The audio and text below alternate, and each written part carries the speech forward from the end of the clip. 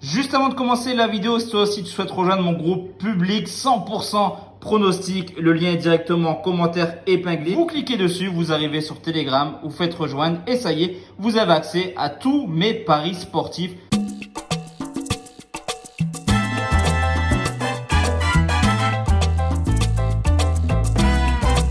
Yo la team, j'espère que vous allez bien, que vous avez passé une excellente journée. On se retrouve ce soir pour parler Coupe d'Europe, non pas Ligue des Champions, je le répète, mais il y a ma vidéo de pronostic Ligue des Champions pour demain déjà disponible sur YouTube. On va se concentrer tranquillement sur l'Europa et la Conference League. Vous avez été plus de 12 000 personnes à voir ma dernière vidéo, à mettre le maximum de pouces bleus également, à avoir rejoint cette chaîne YouTube. Je vous en remercie énormément de votre fidélité et je vous invite, si vous ne l'êtes pas encore, à rejoindre mon groupe public car vous le savez, sur YouTube, ce ne sont que des avis et j'enverrai un bet fiable sur cette compétition directement sur mon canal public. D'ailleurs, si tu regardes cette vidéo sur les coups de 20h, il y a mon analyse spéciale sur la rencontre entre Arsenal et Lens concernant la Ligue des Champions.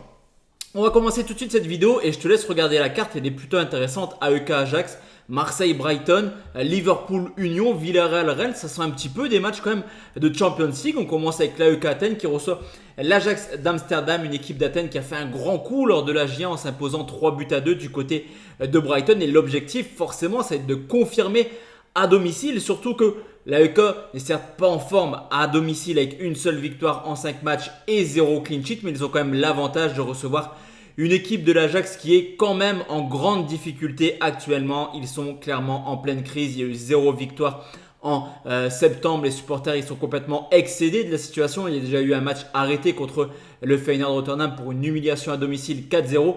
Mais ce qui est plutôt positif du côté de l'Ajax, c'est que ça reste une équipe offensivement plutôt plaisante. Il y a déjà eu 3 matchs européens cette année. Tout de même 8 buts marqués, dont 4 du côté de Ludogorets. Et on le sait, c'est jamais simple de se déplacer en Bulgarie. Donc sur ce coup, je vais partir sur un match ouvert avec l'Ajax qui n'a pas d'autre choix que de s'imposer. Mais l'AEK à domicile, ça marque du but également. Donc je vais prendre les deux équipes marques 1,48. Marseille contre Brighton, il n'a pas eu ce fameux choc psychologique pour les Marseillais qui ont été défaits à nouveau, vous me direz, du côté de Monaco sur le score de 3-2. Et le problème pour eux, c'est que défensivement, cette année, c'est beaucoup trop compliqué pour faire des résultats. Seulement 2 clean sheets en 10 rencontres, vous l'aurez compris. Marseille encaisse des buts quasiment à chaque match, mais on le sait également, à domicile, le public sera présent. Et comme face au Pana en qualif de Ligue des Champions, logiquement, l'ambiance sera chaude, mais ce match il est très compliqué. Derrière le calendrier des Marseillais, il est complètement fou actuellement. Ce Brighton, bien que défait 6 buts 1 contre Aston Villa ce week-end, est quand même l'une des équipes les plus prolifiques d'Europe cette année. C'est d'ailleurs la meilleure attaque de Première Ligue avec tout de même 18 buts marqués, mais forcément à force d'avoir un jeu offensif, ça encaisse beaucoup trop de buts. Là aussi, la stat elle est dingue, mais Brighton c'est 0 clean sheet cette année. Donc sur ce coup, je vois également un match ouvert, mais je préfère sécuriser parce que voir Marseille en prendre 3, honnêtement, ça ne m'étonnerait pas au vu de l'état de forme.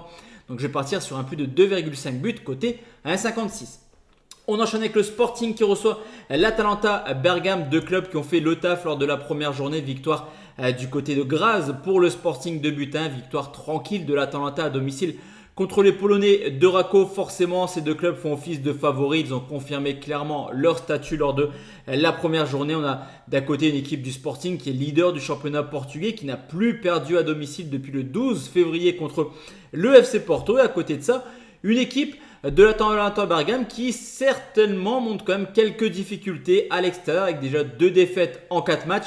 Le Sporting est également un habitué européen, on l'a vu l'an passé, nul contre la Juve, nul contre un Arsenal à domicile. Donc je mets un avantage au Sporting, mais on sécurise. Victoire du Sporting, remboursé 6 nuls à 1,52. On enchaîne avec un 4e match à 18h45, c'est Klaksvik qui reçoit le LOSC. Sur ce coup, les bookmakers sont unanimes, Lille est ultra favori. Et je trouve cette cote complètement dingue. Parce que le LOSC, depuis le début de saison, c'est pas forcément l'équipe la plus rassurante. On l'avait vu lors du premier match contre Lubanoy, une victoire 2-0, un peu dans la difficulté. Et également lors des tours préliminaires contre Rijeka avec un match nul catastrophique là-bas où ils étaient menés 1-0 au bout des 90 minutes. Cette équipe des îles Féroé, c'était un petit peu le tube de cet été pour ceux qui ont suivi les tours de qualification. Elle a été très impressionnante, elle a fait des bons coups, elle a sorti Ferencváros, elle a sorti Aachen. Et à domicile, en 4 matchs européens, la donne est simple, une victoire, 3 matchs nuls contre forcément Ferencváros, Aachen, mais également Molde et Tiraspol. Et désolé pour le foot français, Mais je pense que des équipes comme Tiraspol ou Molde équivaut clairement au LOSC. Donc je trouve la cote un peu disproportionnée et moi je vais la tenter. C'est nul ou Klaxvik, coté à 3,02 tout de même. L'AS Rome reçoit le Servette de Genève, une équipe du Servette qui clairement fait office de sparring partner sur cette compétition. Il y a déjà eu une défaite 2-0 à domicile contre Prague et on le sait, la Roma de Mourinho c'est une valeur sûre européenne, on le voit année après année. Il y a quand même eu une finale de Conference League il y a 2 ans, remporté une finale d'Europa League l'an dernier où ils se sont inclinés contre le FC Séville, le roi de l'Europa League. Et sur ce coup, je ne vois pas comment la Roma ne pourrait pas s'imposer très facilement. Donc l'analyse ne va pas durer extrêmement longtemps. Je vais partir tout simplement sur l'AS Rome, ça impose par au moins 2 buts d'écart côté 1,49. Ce match va être très intéressant, c'est Liverpool qui reçoit l'Union Saint-Gilloise. Je vais t'expliquer vite fait mon analyse sur ce match et cette cote qui est également plutôt élevée à 1,75.